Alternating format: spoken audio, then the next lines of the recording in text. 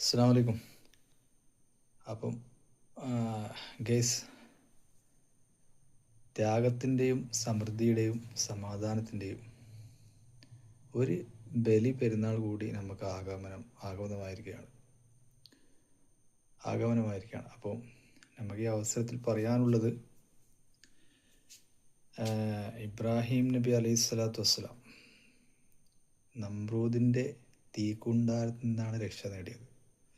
അത് അള്ളാഹുവിൻ്റെ സഹായം മാത്രം. അപ്പം ആ ഒരു ബലി പെരുന്നാൾ ഇബ്രാഹിം നബി അലൈഹി സ്വലാത്തു വസ്സലാം സ്വന്തം മകനെ ബലിയർക്കാൻ സമർപ്പിച്ച ആ ഒരു ധീരമായ, വിശാലമായ, നമുക്ക് പറഞ്ഞറിയിക്കാൻ കഴിയാതെ തന്നെ ഒരു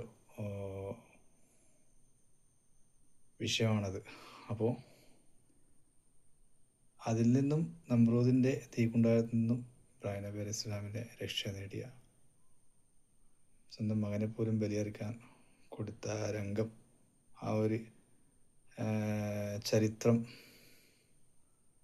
എക്കാലത്തെയും ഫോറവറായിട്ടുള്ള ചരിത്രം സൃഷ്ടിച്ച ഒരു ബലി പെരുന്നാൾ കൂടി നമുക്ക് ആഗമനമായിരിക്കും. അപ്പം നമുക്ക് ആ ബലി പെരുന്നാൾ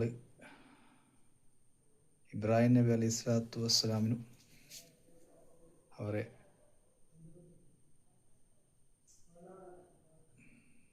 മകനായവർക്കും നമുക്ക് വേണ്ടി സമർപ്പിക്കാം, ബലി പെരുന്നാൾ ആഘോഷിക്കാം. അതുകൊണ്ട് തന്നെ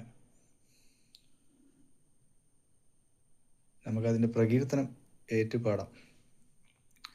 അല്ലാഹു അക്ബർ, അല്ലാഹു അക്ബർ, അല്ലാഹു അക്ബർ, ലാ ഇലാഹ ഇല്ലല്ലാഹു, അല്ലാഹു അക്ബർ, അല്ലാഹു അക്ബർ വലില്ലാഹിൽ ഹംദ്, അല്ലാഹു അക്ബർ, അല്ലാഹു അക്ബർ, അല്ലാഹു അക്ബർ, ലാ ഇലാഹ ഇല്ലല്ലാഹു, അല്ലാഹു അക്ബർ, അല്ലാഹു അക്ബർ വലില്ലാഹിൽ ഹംദ്.